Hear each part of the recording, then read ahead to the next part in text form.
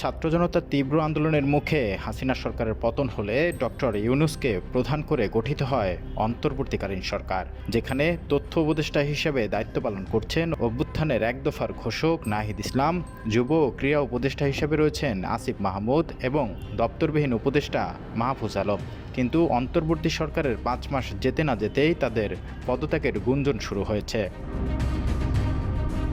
পদত্যাগ করতে যাচ্ছে নাহিদ আসিফ, এমন এক শিরোনামে প্রতিবেদন প্রকাশ করেছে দেশের জাতীয় দৈনিক আমার দেশ, যেখানে বলা হয়েছে আগামী ১৫ই ফেব্রুয়ারি পদত্যাগ করতে যাচ্ছে অন্তর্বর্তী সরকারের তথ্য উপদেষ্টা নাহিদ ইসলাম এবং যুব ও ক্রীড়া উপদেষ্টা আসিফ মাহমুদ।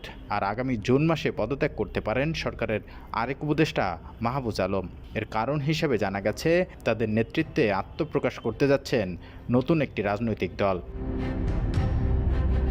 জাতীয় নাগরিক কমিটির এক বা একাধিক নেতা জানিয়েছেন, আন্দোলনের প্রথম সারির নেতৃত্বে ছিলেন নাহিদ ইসলাম, সেই সাথে ছাত্র জনতার কাছে রয়েছে তার তুমুল জনপ্রিয়তা। তাই নতুন দলটির নেতৃত্বে আসবেন নাহিদ ইসলাম।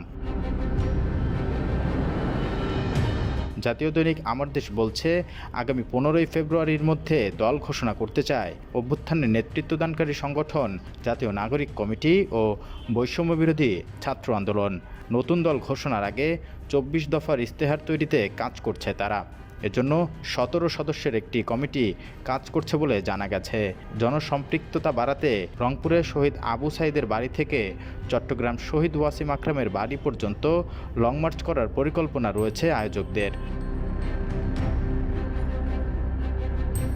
মূলত ২৪শের অভ্যুত্থানের মুখে হাসিনা সরকারের পতনের পর সামনে আসে ছাত্রদের নেতৃত্বে নতুন দল গঠনের কথা।